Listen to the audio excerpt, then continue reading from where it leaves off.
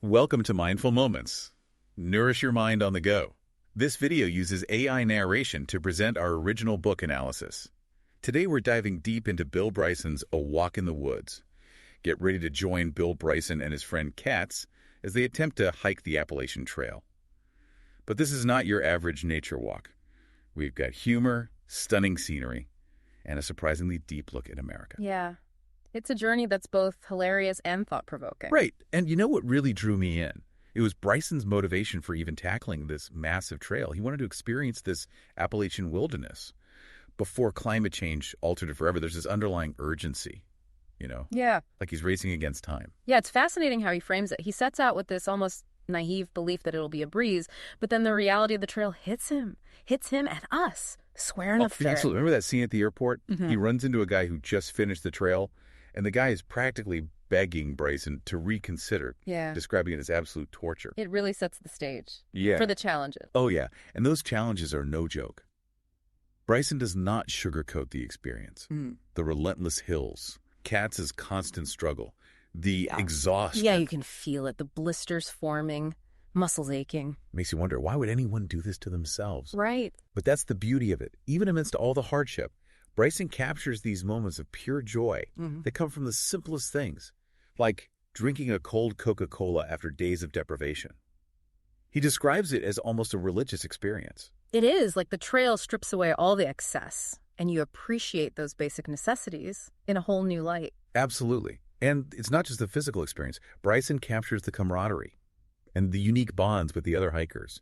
These are people who chose to embark on this journey together, facing the same challenges, the same triumphs, the same struggles. Yeah, there's this sense of community, a shared understanding that you only find with those who have walked the same path. Literally walk the same path. And of course we have Katz, Bryson's out-of-shape, perpetually grumpy companion. Yeah. He provides this amazing comedic counterpoint Yeah.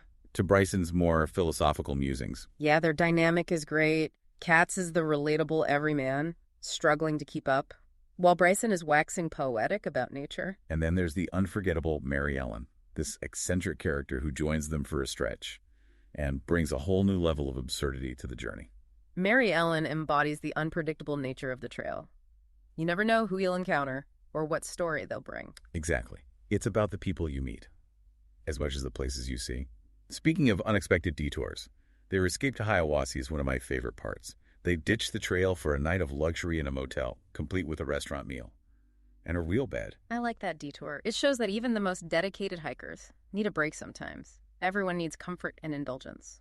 And shows that Bryson, for all his idealism about nature, is still a creature of comfort, but he appreciates it even more after the deprivation. Yeah, it's a reminder. We often don't fully appreciate what we have until we experience its absence. It's so true.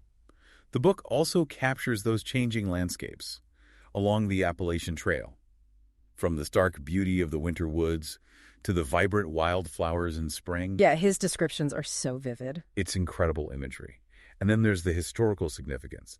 Bryson talks about hiking through areas where Civil War battles were fought, imagining the footsteps of those who came before. It connects his personal experience to history. It's a reminder that we are all part of a larger story. Absolutely. And he doesn't shy away from the dangers of the trail either.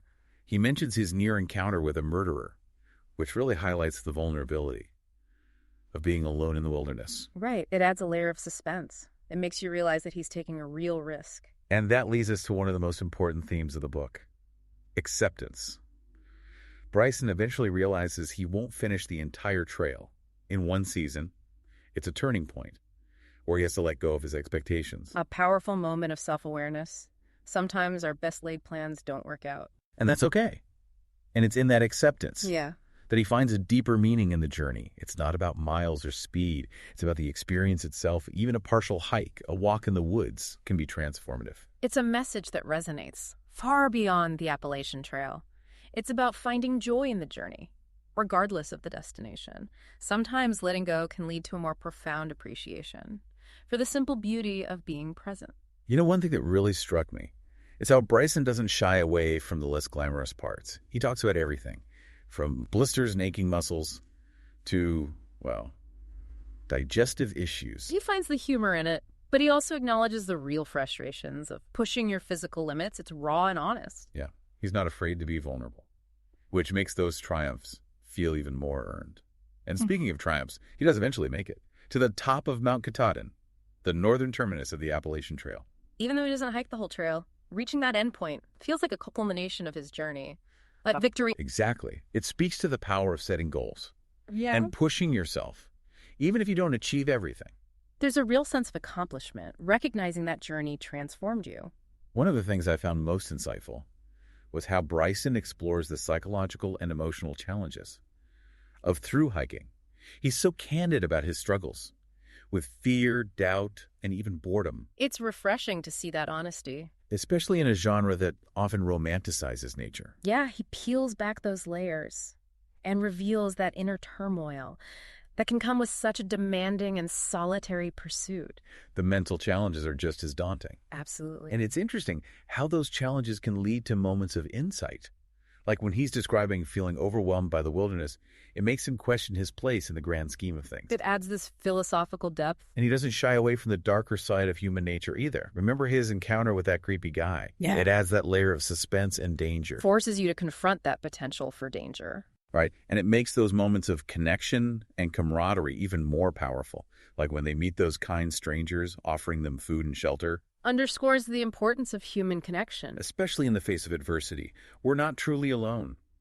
Another thing that stood out to me was Bryson's reflection on the history of the Appalachian Trail, how it was originally meant to be an escape from modern life, but now it's become more crowded and commercialized. Raises an important question about preservation and accessibility in our national parks. How do you make these spaces available without compromising their wildness? It's complex. Bryson clearly loves the solitude and challenge, but he also recognizes the need for it to be accessible. There's an irony that he wants more solitude on a trail designed to provide it.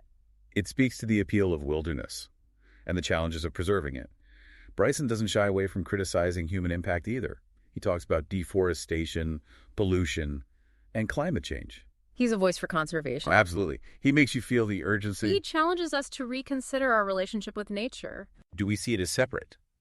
Or do we recognize our interconnectedness? He encourages us to get out there. To experience it and rediscover that awe and wonder. Even a short walk can be transformative. And that brings us back to the central theme, the transformative power of the journey.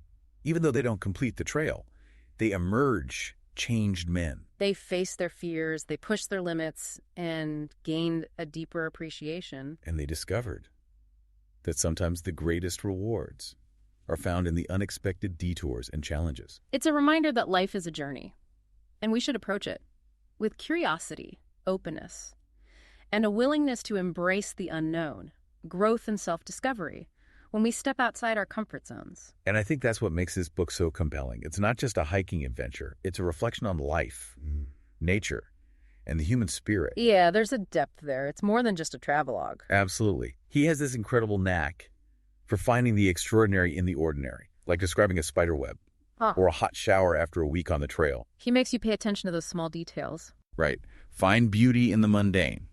Appreciate those simple pleasures.